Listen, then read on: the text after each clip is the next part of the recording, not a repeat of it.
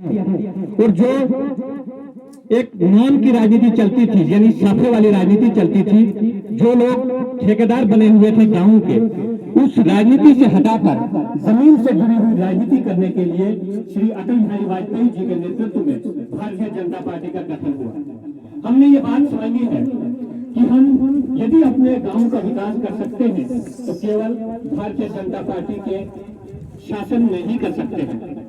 तो इसके लिए हम सबका ये दायित्व है कि हम अपने बूथ पर भारतीय जनता पार्टी को मजबूत करेंगे। हम बहुत पहले से श्रीमान फुलेल सिंह जी के साथ काम करते आ रहे हैं।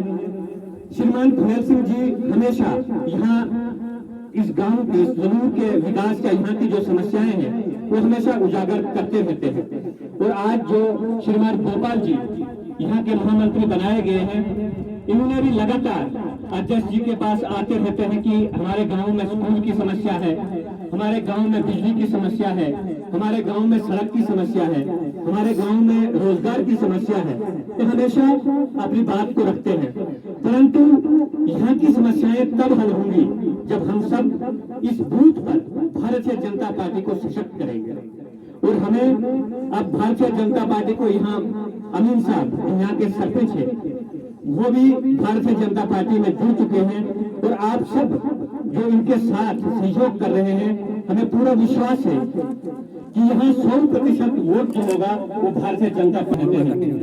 हम सब कांग्रेस या नेशनल कॉन्फ्रेंस को वोट देते आ रहे हैं। पिछले कई वर्षों से हमने बढ़ चढ़कर कांग्रेस और नेशनल कॉन्फ्रेंस तथा दूसरे राजनीतिक पार्टियों को वोट दिया, परंतु उन्होंने केवल हमें वोट तक ही सीमित रखा, हमारा यहाँ पर विकास नहीं किया। ठीक है, जैसा का जो भाग है वहाँ भारतीय जनता पार्टी को वोट मिलते थे, परंतु यहाँ आप लोगों ने कांग्रेस और नेशनल कॉन्फ्रेंस को फटसट के वोट दिए कि नहीं दिए, परंतु विकास क्यों नहीं हुआ? आपका जो समाज है इसको उठाने का प्रयास क्यों नहीं हुआ? इस बात को हमने समझना है। आपका जो शिक्षा का अधिकार था उसको समाप्त किया। आपको जो पॉलिटिकल रिजर्वेशन 70 वर्षों तक आपको पॉलिटिकल रिजर्वेशन नहीं मिली, आज यदि अमीन साहब यहाँ पर सरपंच बने हैं तो ये केवल और केवल भारतीय जनता पार्टी की देन है कि आपको पॉलिटिकल रिजर्वेशन दी और इनको सरपंच बनने का अवसर प्राप्त हुआ। इसका सिर्फ मैं आपको बताऊं कि आपका घर है, आपकी जमीनें हैं, परंतु भारतीय जनता पार्टी ने उन लोगों, उन गुर्जर समुदाय में जीवन जीने वाले उन लोगों का भी ध्यान रखा जो पहाड़ों में बसते हैं। उनके लिए आपको ध्यान में होगा सीडर सेंटर्स कि वो लोग भी शिक्षा के साथ जुड़े, उनको भी एजुकेशन मिले। जिस प्रकार हम यहाँ रोज चिल्लाते हैं कि ललूर में यहाँ पर शिक्षा हासिल करने के लिए टीचर नहीं है, परंतु भारतीय जनता पार्टी ने उन लोगों की भी चिंता की जो केवल भैंस, बकरी व माल मवेशियों के साथ ही गुर्जर समुदाय के लोग पहाड़ों में अपना जीवन समाप्त कर देते थे। परंतु मोदी सरकार ने कहा कि यदि हमने गुर्जर समुदाय को उठाना है तो सबसे पहले हमने उनको शिक्षा का अधिकार देना है। और सीनियर सेंटर्स के माध्यम से उनके पहाड़ों में ही, उनके बीच में ही लोगों को, जो पढ़े लिखे लड़के थे, लड़कियां थी, उनको टीचर्स बनवाया और उनको वहीं पर एजुकेशन मिली। इस बात को हमने समझना है।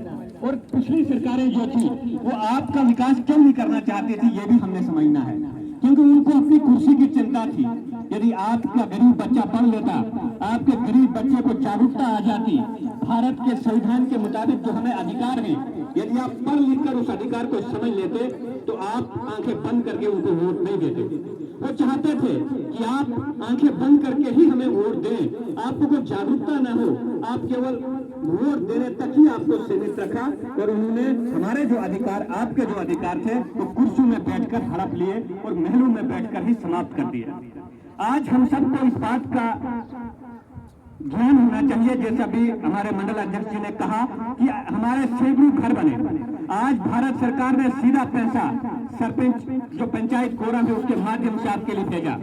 आज ये नहीं कहा कि आपको किसी मजीद वानी या किसी दूसरे वानी का साइन चाहिए तो तब घर मिलेगा, नहीं।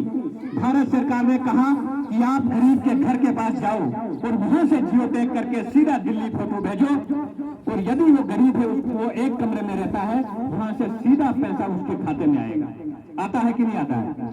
इस प्रकार का जो परिवर्तन देश में आया उसके लिए भारतीय जनता पार्टी का गठन हुआ। अब हमने ये समझना है कि यदि इस लक्ष्य को हमने प्राप्त करना है, जो भारतीय जनता पार्टी का अंतिम लक्ष्य है कि निचले स्तर के लोगों का विकास हो। अंत्योदय हमारा सिद्धांत है। अंत्योदय का अर्थ है कि पंक्ति में बैठे हुए अंतिम व्यक्ति का विकास, यानी हमारे समाज का जो सबसे लास्ट व्यक्ति है, जो सबसे गरीब व्यक्ति है, उसका विकास करना ही हमारा भारतीय जनता पार्टी का उद्देश्य है।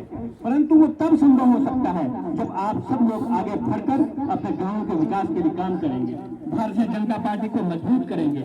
आज तक किसी पार्टी ने यहाँ पर इस प्रकार ओपन जलसा नहीं किया।